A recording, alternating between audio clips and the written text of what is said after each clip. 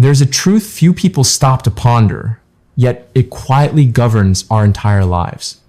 How you start your morning determines how you live your day, and repeating that determines how you end your life. The moment you open your eyes, an invisible choice takes place. Before you even get out of bed, before you touch work, money, or relationships, what do you allow into your mind first? The sensational news that makes your heart race? The flashing numbers that sow seeds of anxiety? The to-do list that makes your breath heavy early in the morning? Or a moment of silence to let your soul breathe? Many people wake up with their phones in hand. They haven't fully woken up yet, but their worries have already awakened. The news hasn't said anything, but their minds are already in turmoil.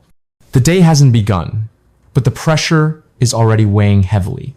And then they ask themselves, why do I try so hard, yet life is still so tiring? The answer sometimes doesn't lie in big decisions, but in the first few minutes of the morning, there is a very small group of people, quiet and unassuming. They don't start their day by asking, what do I have to do today? Instead, they ask, what kind of person will I become today? They don't rush to listen to the noise of the world, but choose to listen to the word of God first, because they understand a profound truth mentioned thousands of years ago. The mind that is guided in the morning will guide the whole life. When you let fear enter first, fear will take the driver's seat all day. When you let anxiety speak first, every subsequent decision will be tinged with unease. But when you let the word of God lead the way, peace will go before you and everything else will follow. The first lesson in life is simple, yet incredibly powerful. You can't control everything that happens today, but you can always control how you start it. And sometimes, just by changing the opening moment, God will change the entire journey that follows. First prayer. Give control. Lord, today I am not in control myself. I entrust this day into your hands.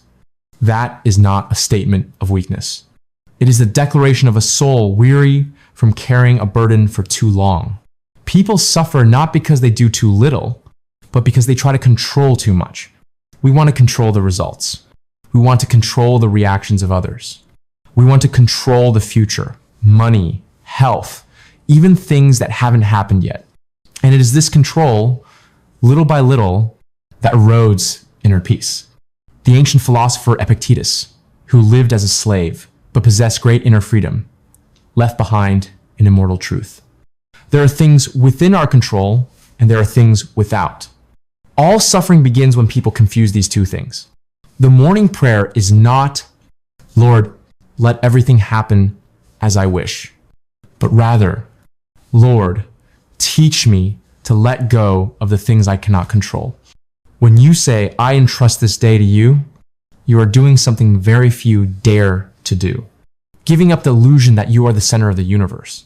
And paradoxically, only when you stop being the Lord of your life do you begin to live more lightly. Giving up control does not mean giving up. It does not mean living carelessly or irresponsibly. Empowering yourself means understanding your boundaries. Your job is to strive. God's job is to guide the outcome. When you empower yourself, you free yourself from the pressure of carrying the whole world on your shoulders. You still work, you still try, but you no longer panic when things don't go as planned. The ancients called this wisdom. The Bible calls it faith, and modern life calls it inner peace. The profound life lesson from this prayer is, you are strongest not when you try to control everything, but when you know where to place your trust. Every morning, just whisper this one sentence. I entrust this day into your hands. You will be surprised to see things don't fall apart and your heart feels much lighter. Second prayer. Peace in the midst of turbulence. Grant me peace, which the world cannot take away. This is a prayer that does not ask for money, success, or for everything to go smoothly. But it is what people lack most in a world that is constantly in turmoil. We live in an age where everything changes every hour. Bad news arrives before we are prepared. Losses happen before we understand why. And the future is always more uncertain than we hope. Many people seek peace by avoiding turmoil. But life never promises stability. Jesus said something very strange, but very true. My peace is not like the peace the world gives. Worldly peace depends on circumstances. With money, there is peace. With health, there is peace. Having everything under control brings peace. But just one small event, and everything collapses.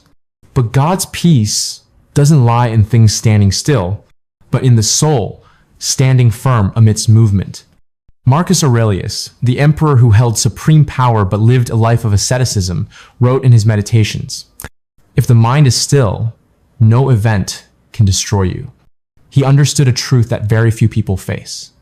It is not the world that causes us suffering, but our reaction to the world. Peace is not the absence of difficulties. Peace is the ability to be with difficulties without being consumed by them. You cannot stop the strong wind, but you can anchor the boat. This morning prayer is not asking for today to be easier, but for a mind strong enough to weather whatever comes. When you pray for peace like that, you are saying to yourself, no matter what happens, I will not let it steal my soul. And that is a strength that no money, no power, no status can buy. Lesson for life. You don't need a life without storms. You need an inner self deep enough so that storms won't drown you. Every morning, when you whisper, "Grant me peace that the world cannot take away," you are building an invisible fortress in your soul. And when turmoil comes, it is not you who crumbles, but the fears that once dominated you. Third prayer. Light for the mind.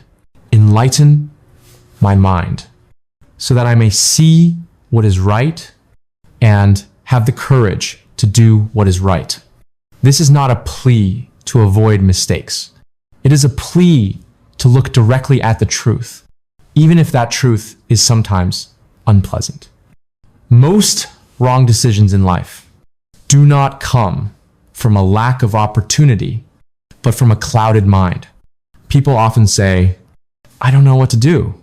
But deep down, we often know we just don't want to face it. Ancient philosophy, from Socrates to Aristotle, always placed intellect above emotion. Because emotions come and go, while intellect is the lasting guide. The Bible also mentions a very stern statement. My people perished because of their lack of knowledge. Not because of a lack of talent, not because of a lack of luck, but because of a lack of discernment to distinguish right from wrong, necessary from unnecessary, what should be done, and what only provides temporary satisfaction. Many people pray for God to change their circumstances, but what God usually does first is to enlighten the mind. Because when you see clearly, you are no longer lost. Prayer does not replace thinking. Prayer directs thinking. It's like turning on a light in a dark room. The objects were already there. It's just that you stumbled over them before because you didn't see them. When the mind is clear, you realize there are doors that shouldn't be opened.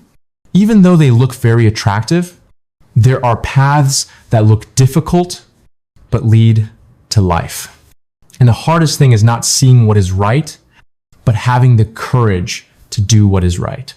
Because doing what is right sometimes means saying no to the majority, giving up immediate gain, accepting loneliness along the way. This prayer doesn't ask for life to be easier, but asks for a mind bright enough and a heart strong enough not to betray oneself. Profound life lessons. Not everyone who is intelligent lives rightly, but those who live rightly always begin with mindfulness. Every morning when you pray for light for your mind, you are laying the foundation for decisions that you will thank yourself for many years later. Because when the mind is enlightened, the path is no longer obscured, and life no longer drifts aimlessly. Fourth prayer, humility and compassion. Teach me to treat others with love, not with judgment. This is perhaps the most difficult prayer of all, because people easily pray for themselves, but find it very difficult to open their hearts to others. We live in a world where everyone is quick to judge, quick to label, quick to conclude right and wrong based on a few outward actions. But Socrates once said something that awakened all of humanity. Every person you meet is fighting an invisible battle. You don't know what they've lost. You don't know what pain they're enduring as night falls. You don't know why they've become grumpy, silent, or defensive. Jesus also taught a truth that makes people bow their heads. Let whoever is without sin cast the first stone. That saying doesn't justify wrongdoing, but it sets a mirror before each person. Are you sure you are pure enough to stand above others and judge them? Humility is not about lowering oneself. Humility is recognizing one's own limitations. Recognizing that without grace, without guidance, we can be as lost as anyone else. Compassion is not weakness. Compassion is the strength of someone who understands life deeply enough to not need to prove themselves right by making others wrong.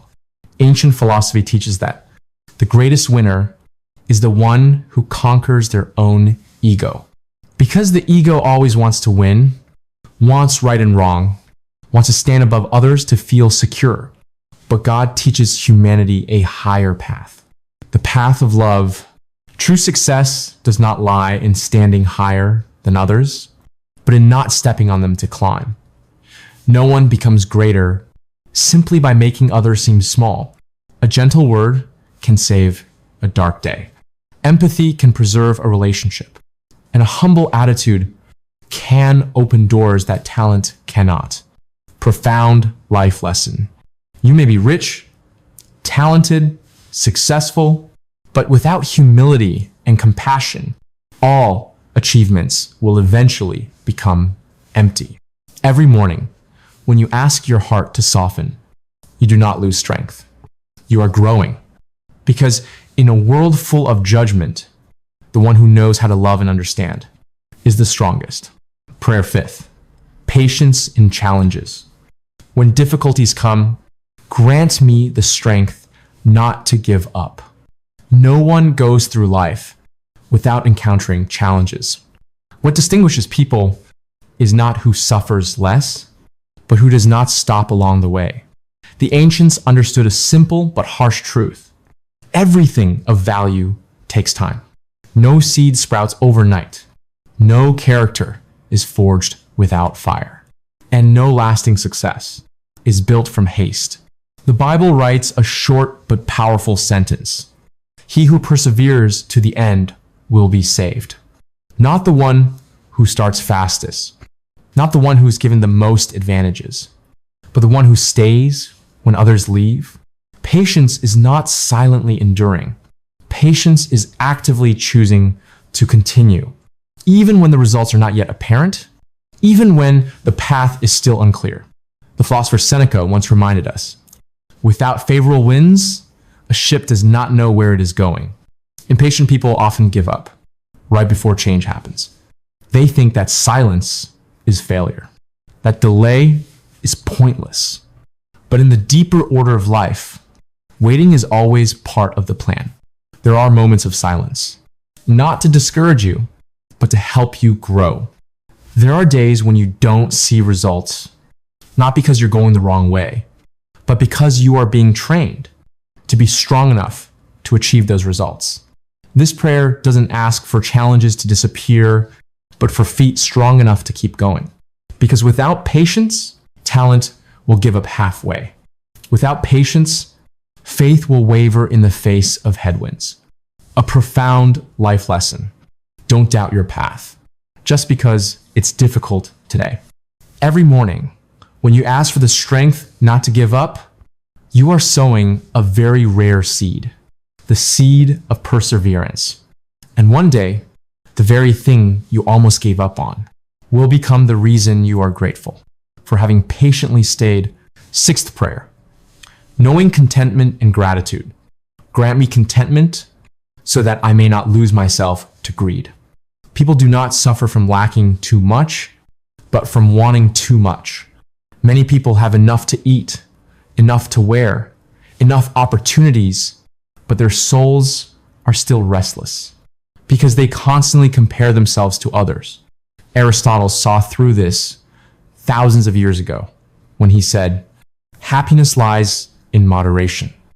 It's not about having more, but about knowing when to stop, so that desires do not become shackles.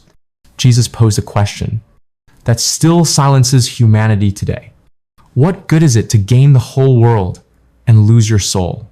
How many people trade their health for money and then use the money to try to regain their health? How many people trade peace, family, and integrity just to be slightly better than others on an invisible scale? Knowing when you have enough doesn't slow you down. Knowing when you have enough prevents you from going astray. When you are no longer dragged along by greed, you are truly free to choose.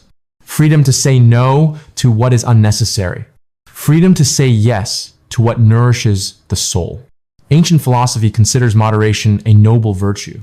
The Bible considers gratitude the foundation of peace. These two paths meet at a common point. The richest person is the one not enslaved by their own desires. Gratitude doesn't come when you have more, but when you realize you have enough. There are mornings when just having breath, light, and a chance to start over is already a great gift. A person who doesn't know when they have enough will always run, but never arrive. A person who knows contentment may walk slowly, but each step is firm. A profound life lesson. Don't let your life be controlled by insatiable desires. Every morning, when you pray for contentment and gratitude, you are building an invisible barrier, protecting your soul from the erosion of comparison, envy, and greed, because contentment doesn't make you poor. It makes you rich from within, a wealth that no change can take away. Seventh prayer, the right action. Guide each small decision today. Life is not decided by rare big moments, but by small choices repeated every day. A word, a reaction, a seemingly insignificant decision. It is these small things that are silently shaping the course of one's entire life. Faith is not about sitting still and waiting for miracles. Faith is about walking when the path is not yet completely clear. An ancient philosopher said something very straightforward. Knowing what is right, but not doing it is still wrong. How many people understand what is good, but delay action? How many people pray for light, but when the light comes, they lack the courage to follow it? The Bible does not encourage passivity. True faith always goes hand in hand with true action. Prayer does not live your life for you. Prayer teaches you how to live rightly. This morning prayer does not ask for every decision to be easy, but asks for every decision to be upright. Upright when no one is watching. Upright when a shortcut can be taken. Upright when immediate gain is tempting you to deviate. Marcus Aurelius used to remind himself every morning, "Today I will encounter selfish, hot-tempered, ungrateful people, but I will not let them make me lose my integrity." Doing the right thing doesn't always yield immediate results, but it always leaves its mark on one's character. Every time you choose the right thing, you are adding another brick to the person you will become. And at some point, that very character will open doors that cunning can never reach. A profound life lesson. Don't just pray for a good day. Pray for enough wisdom to live right in each moment. When you begin your morning with a prayer for right action, you are turning that whole day into a purposeful journey.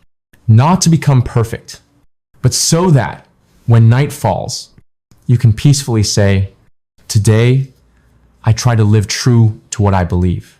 Clamp. When you change, life changes. The miracle isn't the immediate change in circumstances. The real miracle is you are no longer the same person, the same path, the same people, the same problems haven't disappeared, but you are different inside. When you change how you start your day, God changes how you see life. And as perspective changes, the meaning of everything changes too. Before, you woke up in a hurry. Now, you wake up consciously. Before, you reacted habitually. Now, you act by choice. The philosopher Heraclitus once said, "No one steps into the same river twice." Because the river is different, and the person stepping into it is different. Each morning prayer reaches not only the heavens, but also the deepest depths within yourself. You begin to realize not every closed door is a failure. Not every delay is a refusal. Not every pain is meaningless. You no longer ask, "Why did this happen to me?" You begin to ask, "What is this teaching me?" And that very question is the milestone of maturity. Marcus Aurelius once wrote, "The obstacle on the road is the road itself." When you change your inner self, challenges are no longer enemies, but become silent teachers. You panic less in the face of change. You are less angry at injustice. You are less afraid when the future is uncertain, not because life has become easier, but because you have become stronger. The ultimate life lesson. God doesn't always change circumstances immediately, but He is always ready to change the people in those circumstances. And when people change, everything around them, sooner or later, will also shift. True transformation is not noisy, not ostentatious, but persistent like the morning light. A little each day until you realize that you are no longer living in darkness as before. Every morning, pray these words. It doesn't need to be long. It doesn't need to be flowery. Just be sincere and consistent. Because God doesn't look for perfect words. He looks for a willing heart. The ancients understood a simple truth very well. Small things repeated every day will silently shape an entire life. A morning prayer can become the compass for all decisions of the day. When you begin your day with God, you don't run away from reality. You enter reality with a different inner strength, a different perspective, and a heart that is no longer alone. You will no longer need to win everything. Just be true to what you are called to do. You will no longer be afraid when things are unclear because you know you are not alone. The final lesson for life: changing your destiny doesn't begin with big decisions, but with how you put your soul into each morning. When the mind is upright, when the heart is humble, when actions are guided by faith and wisdom, life will naturally find its order. If you are looking for peace amidst the chaotic world, ancient wisdom illuminated by God's word for modern life, and lessons that help you be not only strong on the outside, but firm on the inside, subscribe to the channel today. Because here, each video is not just words, but seeds for the soul, sown with truth, nurtured by contemplation, and growing into a life of depth. Thank you for listening until this moment. And remember, God is always at work when you are ready to open your heart.